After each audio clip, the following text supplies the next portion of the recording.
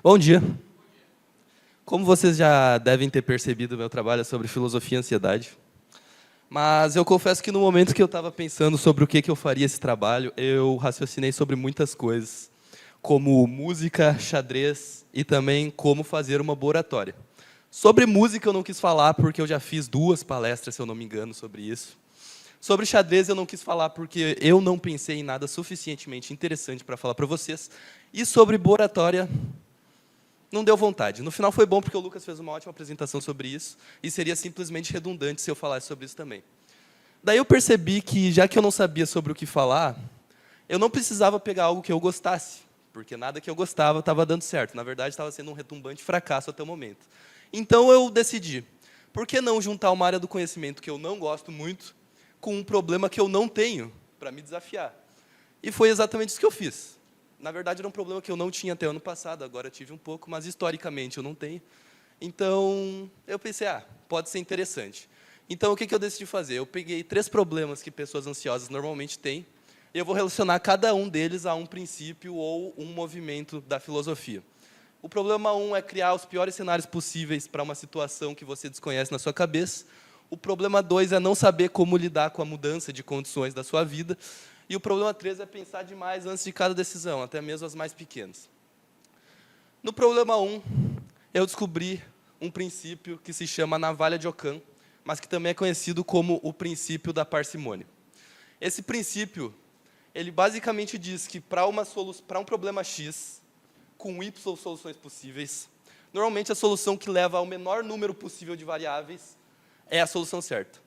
Basicamente, isso quer dizer que a solução mais simples para um problema normalmente é a resposta certa. Uma pessoa ansiosa normalmente ouve muitas vezes durante a vida dela que ela está exagerando na situação e que ela está só pensando no pior cenário e que provavelmente não é isso. Só que o porém é que é muito difícil saber quando as pessoas estão falando isso só para te reconfortar e quando é fato. Pois então eu digo para vocês que a navalha de Ockham foi criada no século XIII por um cara chamado Ockham e hoje faz parte da teoria científica, do método científico. Então, não é algo que falam só para reconfortar vocês. Isso é algo que foi provado cientificamente. Quando você tem um problema com muitas soluções possíveis, normalmente a solução mais simples é a verdadeira resposta. Então, imagina que uma pessoa diz para você, a sua namorada diz para você, que ela está em algum lugar. Qualquer lugar que seja, qualquer lugar que vocês possam imaginar.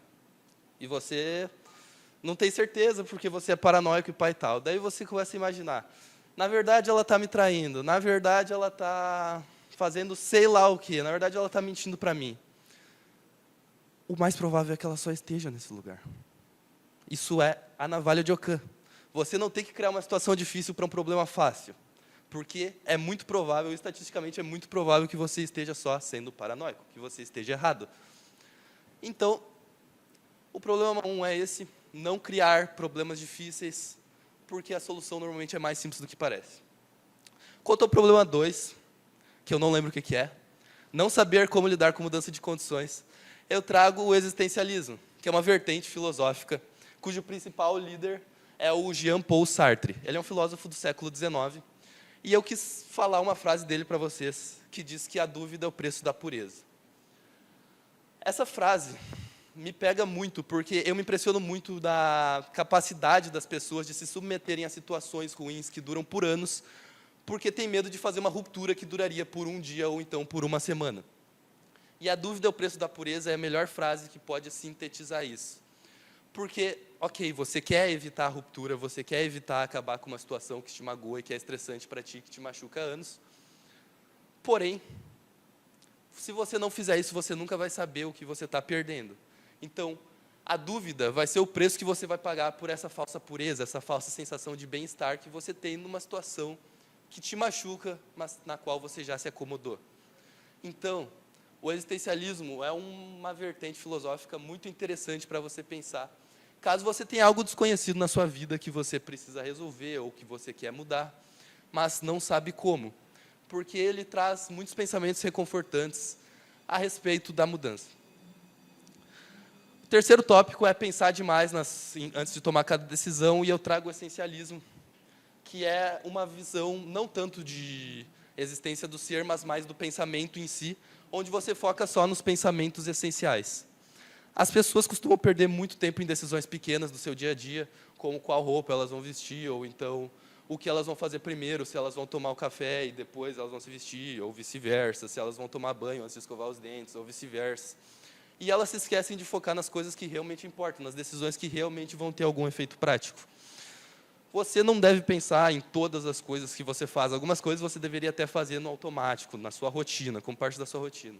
As coisas que realmente importam são coisas que vão impactar diretamente no seu dia a dia, são coisas que vão impactar no seu sucesso, no seu bem-estar, na sua carreira, nessas coisas. São nelas que você deve focar. Não faz sentido você, que já é uma pessoa com tendência à ansiedade, com tendência ao estresse, ficar se preocupando com as coisas pequenas. Você tem que se preocupar com as coisas grandes. Então, como fazer aquela apresentação que vai te dar uma boa nota é um problema que você deve se preocupar. E não com qual tênis que você vai ir para a escola. Por isso, inclusive, que eu só tenho um par de tênis, olha só, é uma boa solução.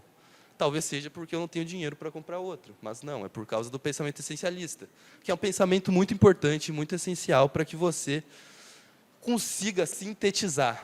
Capacidade de síntese provavelmente é o maior problema de uma pessoa ansiosa, porque ela não consegue sintetizar os problemas dela para ver o que é realmente essencial. E esses são 3 pensamentos de vertente filosófica que eu achei muito relevantes para ajudar uma pessoa ansiosa. Muito obrigado.